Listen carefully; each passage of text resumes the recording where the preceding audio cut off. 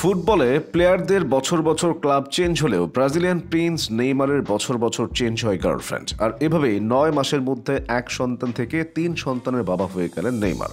Football মাঠে প্রতি গোল অ্যাসিস্টের সাথে সাথে কদিন পর পর প্রেমিকাও খুঁজে নেন তিনি। বার্সেলোনা, পিএসজি কিংবা আল হিলালের মতো সন্তানও জন্ম দিয়েছেন বারবার।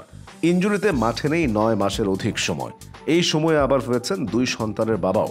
মাত্র ৯ মাসের মধ্যে ২ সন্তান কিভাবে জন্ম দিবে তা প্রথম দর্শনে আপনার অহেতুক বলে মনে হতেও পারে, কিন্তু ব্যাপারটা আরেকটু বুঝবেন যখন শুনবেন এই ২ সন্তানের বাবা এক নেইমার হলেও মা ভিন্ন ভিন্ন ২ নারী। সাধারণত ইনজুরির সময়ে প্লেয়ারদের মানসিকতা দুর্বল হয়ে গেলেও নেইমার মেতেছেন বাবা হওয়ার দারুণ ছন্দে। কেউ কেউ মনে করছেন ব্রাজিলের হেক্সা মিশন কমপ্লিট না হলেও নেইমারের ২ বছরের মধ্যেই হেক্সা সন্তান হয়ে যাবে। নেইমারের ক্যারিয়ারের বড় একটা অংশ জুড়ে ছিল ইনজুরির অভিশাপ। এই ইনজুরির সাথে যুদ্ধ করতে করতেই হয়ে গেলেন ব্রাজিলের ফুটবল ইতিহাসের সর্বোচ্চ গোলের মালিক। ক্লাব ক্যারিয়ারটাও রাগাতে পারতেন যদি ফিটনেসের ব্যাপারে সচেতন থাকতেন।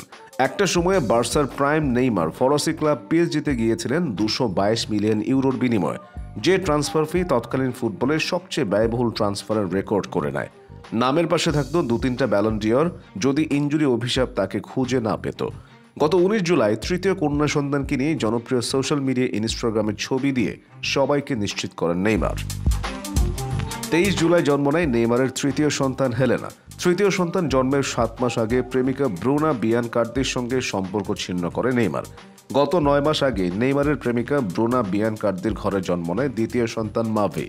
এর আগে মাত্র ২০ বছর বয়সেই প্রথম সন্তানের বাবা হন নেইমার জুনিয়র। ১২ বছর আগে তৎকালীন প্রেমিকা ব্রাজিলিয়ান মডেল ক্যারোলিনা দান্তোসের গর্ভে জন্ম নিয়েছিল ছেলে দাভি লুকার। নেইমারের তৃতীয় সন্তান তথা হেলেনার মা আমান্দা কিলবার্দি, তিনিও ব্রাজিলের একজন জনপ্রিয় মডেল। গত অক্টোবরে উরুগুয়ের বিপক্ষে বিশ্বকাপ বাছাই পর্বের ম্যাচ খেলতে গিয়ে নেইমারের লিগামেন্ট ছিঁড়ে যায়। তখন থেকেই মাঠের বাইরে তিনি।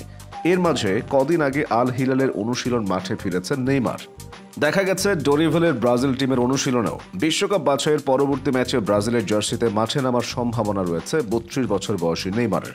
ব্রাজিল কোচ ডরিভেল জুনিয়র নতুন ব্রাজিলের পুনরুত্থানের জন্য গুরুত্বপূর্ণ সদস্য হিসেবে বিবেচনা করছেন নেইমারকে। ইএসপিএনের দাবি অনুযায়ী সেপ্টেম্বরে ফিফার আন্তর্জাতিক সূচির সময় নেইমারকে দলে না পাওয়া গেলেও অক্টোবরে বিশ্বকাপের ব্রাজিল জাতীয় দলের বাছাইয়ে নেইমারকে ব্রাজিল জাতীয় দলের জার্সিতে দেখা যাবে বলে আশাবাদী। অক্টোবরে বিশ্বকাপের বাছাইয়ে চিলির বিপক্ষে তাদের মাঠে এবং ঘরের মাঠে পেরুর বিপক্ষে খেলবে সেলেসাওরা। তবে কোচ ডরিভেল নির্দিষ্ট করে নেইমারের ফেরা নিয়ে বলতে রাজি নয়, বরং তিনি নেইমারকে তার দৃষ্টিতে রেখে পর্যায়ক্রমিক উন্নতির কথা জানিয়েছেন। আপনারা কি মনে করেন, নেইমার কি পারবেন তার এসব অখেলোয়াড় সুলভ কাজ বাদ দিয়ে খেলায় মনোযোগী হতে, নাকি তার ক্যারিয়ারের প্রাইম টাইম পেরিয়ে যাবে এভাবে উচ্ছৃঙ্খল জীবনযাপন করে?